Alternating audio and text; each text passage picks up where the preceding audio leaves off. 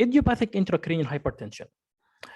Actually, the idiopathic intracranial hypertension, by its name, it is called idiopathic. So there is no cause or there is no actual reason for it.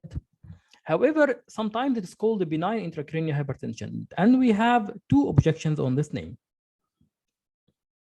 It was the name or has two issues. It was previously called the pseudotumor cerebri.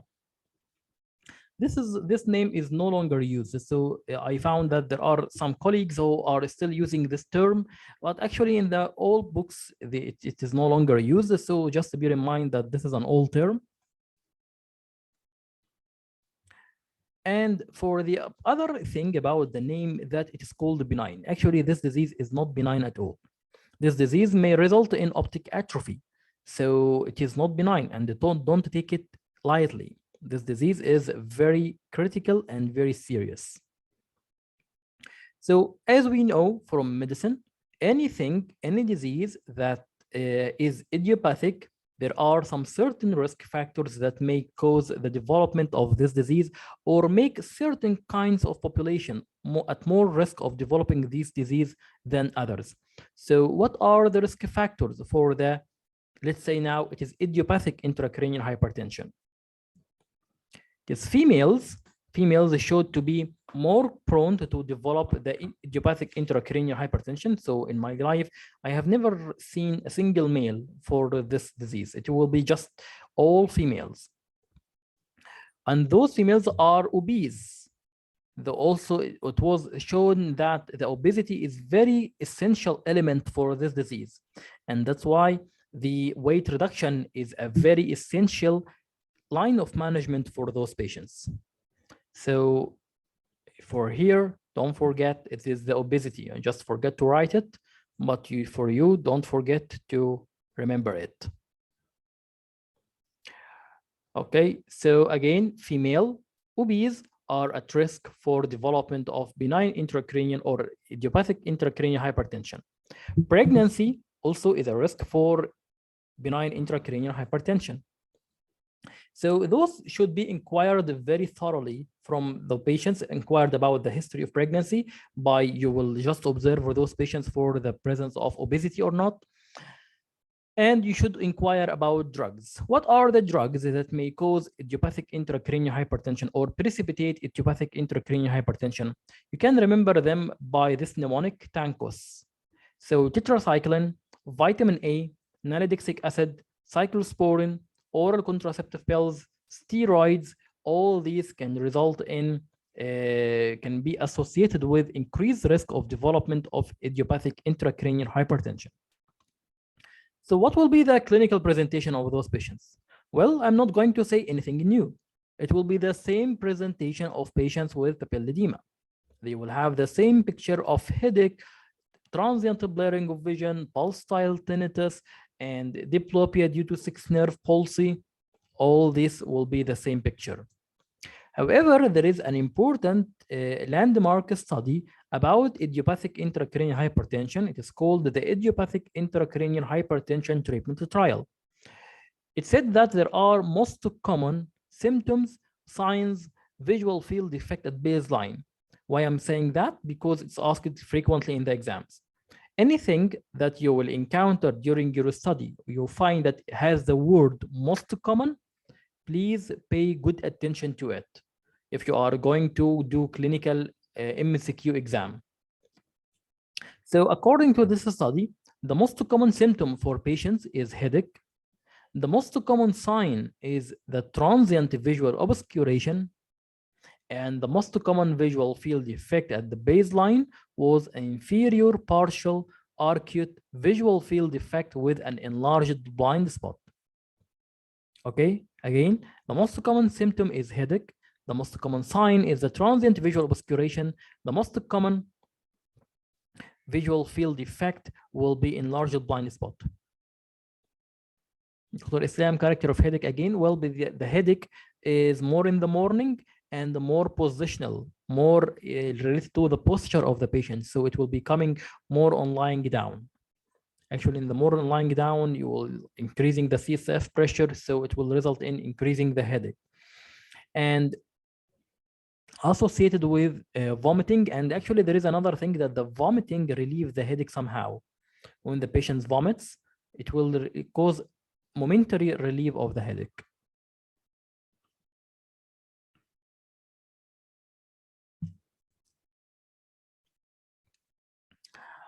So the same thing that I forget that there is a slide that I wanted to show in the optic neuritis, but for some reason that it wasn't shown. So it will be the same thing about, it will be the same, this slide. What is the most common in a symptom and sign in the visual field defect in the optic neuritis? So I brought it to you here. The most common, according to the optic neuritis treatment trial, the most common symptom for patients with multiple sclerosis optic neuritis, it is the vision loss and pain with eye movements in 90% of patients. This was the most common reported symptom for patients with multiple sclerosis optic neuritis. The signs will be the relative afferent pupillary defect, decreased color and contrast sensitivity in 95%. And the most common visual field defect at the baseline was decreased sensitivity, as we said the last time. 45% had decreased sensitivity. Central and centrocecal scotoma was presented in 15%. So this was the next most common, followed by peripheral field defect and altitudinal field defects. So please remember these most common symptoms, signs, visual field defects at baseline for multiple sclerosis optic neuritis. Okay, so just for this was relevant to the previous lecture, but I just brought it to you here for comparison. Let's get back to the idiopathic intracranial hypertension. So how can we diagnose a patient with benign intracranial hypertension? There is a criteria called a modified Dandi's criteria. So what are these modified Dandi's criteria for diagnosis of benign intracranial hypertension?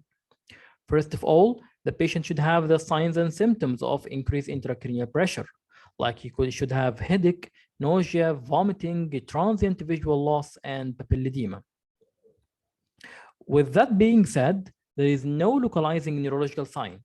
So you will not find any neurological deficit. There is no like hemiplegia or paraplegia or any loss of hearing, or there is nothing. There is no localizing neurological sign. Just you may find unilateral or bilateral sixth nerve palsy, as we agreed before. The critical element here is the CSF opening pressure. The CSF opening pressure should be less than 25 centimeter water. If we do lumbar puncture, we will analyze the CSF for pressure and contents. We will find that there is high opening pressure, high CSF opening pressure more than 25 centimeter water with normal CSF composition. So this goes with the benign intracranial hypertension. There is no evidence of hydrocephalus, no mass, no structural or vascular lesions, including venous sinus thrombose on imaging. So sometimes those patients can have, you should do MRI and MRV first to exclude any intracranial mass or to exclude any dural sinus thrombosis or stenosis in order to say that it is idiopathic intracranial hypertension. And there is no any other cause of increased intracranial pressure identified. There is no meningitis, no any other reason. So basically, an essential, or sometimes it was called essential as well, but it is again, it's the wrong name. It is idiopathic intracranial hypertension. It is diagnosis of exclusion.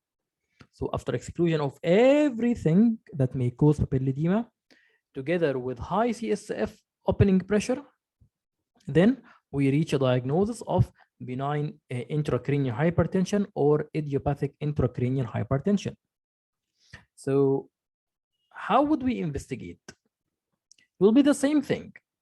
The same thing, because actually this patient is considered papilledema due to space occupying region until proved otherwise. There is nothing called that we see a patient with bilateral optic disc swelling and has manifestations of intracranial pressure, and and it is deemed as idiopathic intracranial hypertension. No, it is a diagnosis of exclusion. Even if we see a female which is obese or pregnant or take a drug like nalidixic acid or steroid or vitamin A, still we have to exclude the serious. We need to do MRI and MRV to exclude any space occupying lesion. And follow up, of course, with the stereoscopic fundus imaging. And the lumbar puncture here is have an important diagnostic and therapeutic, as we are going to see later on. So lumbar puncture will diagnose it, the idiopathic intracranial hypertension. And OCT can also be useful for detection of subtle changes and follow-up. And fluorescein angiography for disc leakage, perimetry for peripheral visual field, and with an infranasal defect, and arcuate defects in larger blind spot or severe visual constriction. So the visual field will be very essential here to detect the follow-up and the progression of the case. So if we find a progression, this will be indication of increasing the dose of treatment or changing the modality of treatment, and so on. Okay, so this is for the investigations of a patient with idiopathic intracranial hypertension. So let's see, or let's say that we did MRI and MRV, and we found that this patient doesn't have any problems, and there is no space occupying lesion. And for the lumbar puncture, we did it, and we find that there is high intracranial pressure or high CSF opening pressure, and we diagnose the benign intracranial hypertension. So how can, by the way, let me tell you something. When we are doing neuroimaging, it is not correct, not totally correct to see or to say that the neuroimaging is free or to say that the MRI is free. Actually, the MRI is free from space occupying lesion. However, increased intracranial pressure itself has some neuroimaging signs or some radiological signs in the MRI, like what's called flattening of the posterior part of the globe, like presence of empty or partial empty cella tersica. The enhancement of the optic nerve, there will be a distension of the subarachnoid space around the optic nerve. So these are the signs in the MRI that can tell you that there is a problem or there is increase in the CSF pressure. So by neuroimaging, free neuroimaging, we mention we mean that it is free from space occupying lesion.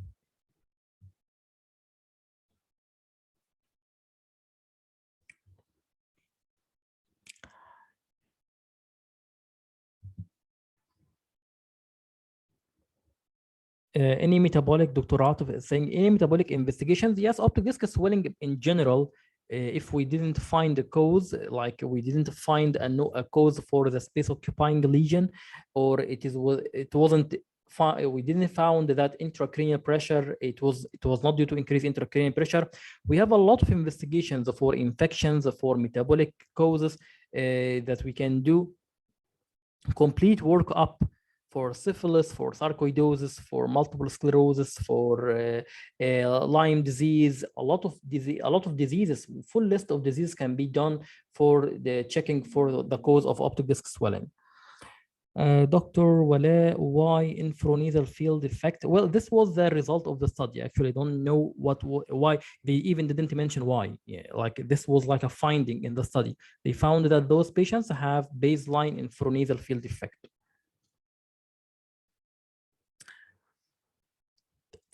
So we come to the treatment. The treatment here is starting by the weight loss. So this is important for the MCQs. When you find a patient with idiopathic intracranial hypertension and he has normal vision and the optic disc looks normal and there is no visual field loss, so it is just, and he just have increased CSF pressure because he has some headache, but there is no problem in the vision at all. At this level, weight loss alone is enough for treatment or for management of the condition. So we don't give therapy, we don't start therapy unless there is evidence of signs of optic disc blurring or optic disc swelling, or if there is loss of the retinal nerve fiber layer evidenced by the visual field. But if this is not present, we don't give treatment. Just weight loss and restriction of salts in the diet will be enough, and follow-up, of course. What happens if the patient has mild to moderate benign intracranial hypertension? We start the medical therapy. The medical therapy rule is to decrease the CSF pressure. The gold standard or the first line medication will be the acetazolamide. Acetazolamide is contraindicated. So why it is contraindicated, or when it is contraindicated? It can be contraindicated in case of pregnancy because acetazolamide is teratogenic, especially in the first trimester. So we shouldn't give acetazolamide to a pregnant lady, which is already at risk of development of benign intracranial hypertension. So what are other drugs that can be used for to decrease the CSF pressure or as a medical therapy for benign intracranial hypertension? The topiramate is an anticonvulsant which is shown to be weak carbonic anhydrase inhibitor or has a weak carbonic anhydrase inhibitor effect, leading to decreasing the CSF pressure. Furosemide is also advocated by some practitioners, which act as a loop diuretic. And there is a new drug under trial, which is called the octreotide. The octreotide is a growth hormone. It is called the octreotide. This is like there is an R which is missing here. Octreotide. The octreotide is a growth hormone and insulin-like growth factor, which is just a drug under trial and shown also promising results to control this condition. Dr. Atif is saying, Dr. Islam, is topiramate do optic neuropathies? Topiramate cause angle closure glaucoma, causes ciliochoroidal effusion leading to angle closure glaucoma, but do optic neuropathy? I don't think so. Maybe I haven't read it before. Dr. Atif, steroid. Well, steroid is controversial. Yes, yes, Dr. Atif, it is controversial. Some said that it has a rule to relieve the compression of the optic nerve, and some say it will be a cause of idiopathic intracranial hypertension. So it will be better to avoid.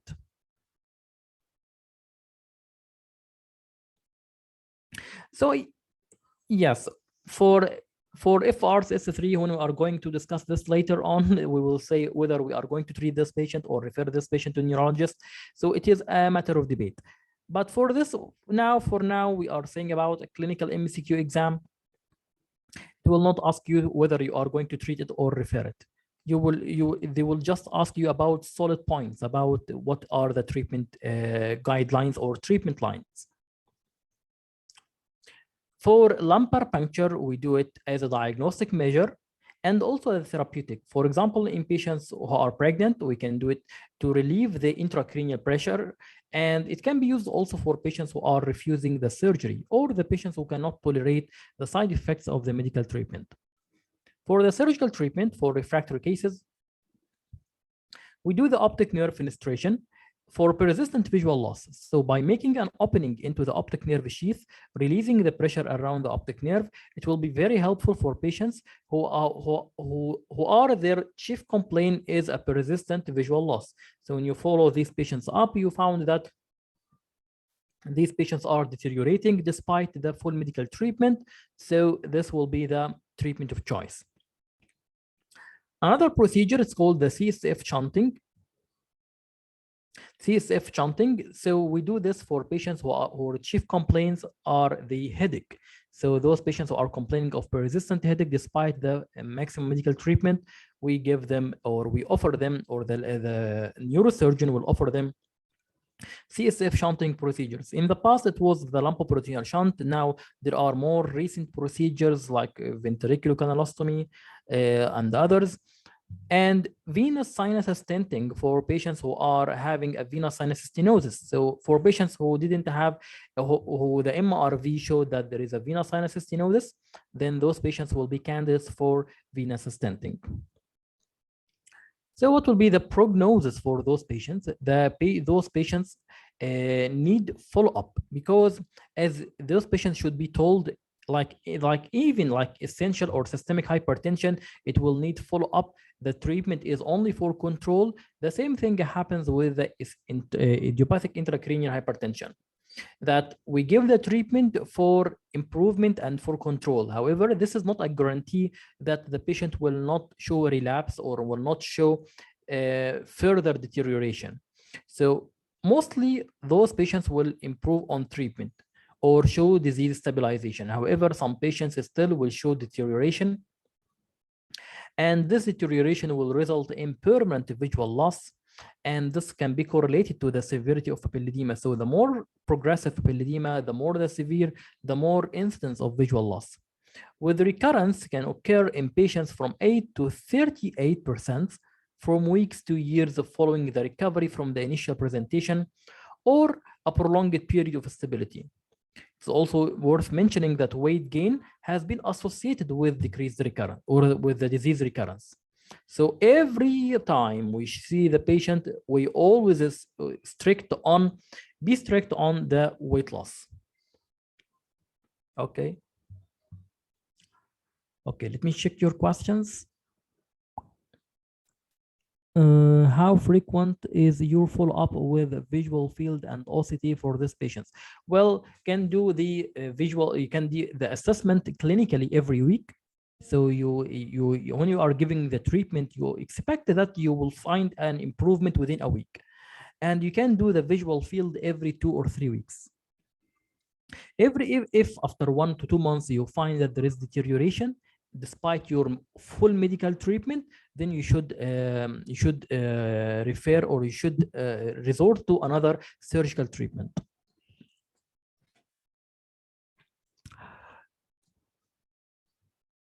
Best investigation for follow-up apart from the fundus evaluation, it will be the visual field. This is what we do in practice.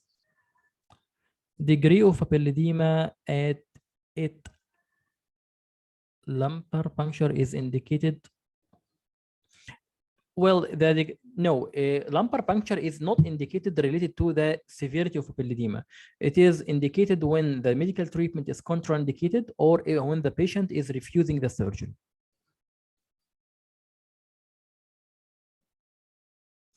Okay.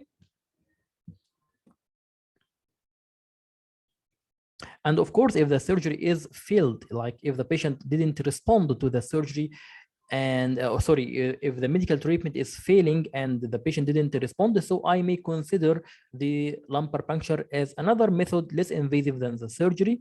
But I have to make sure, or I have to understand, and the patient as well, that the effect of lumbar puncture is not permanent, so it will need to be repeated. I don't understand your question, Dr. Islam. At follow-up of what?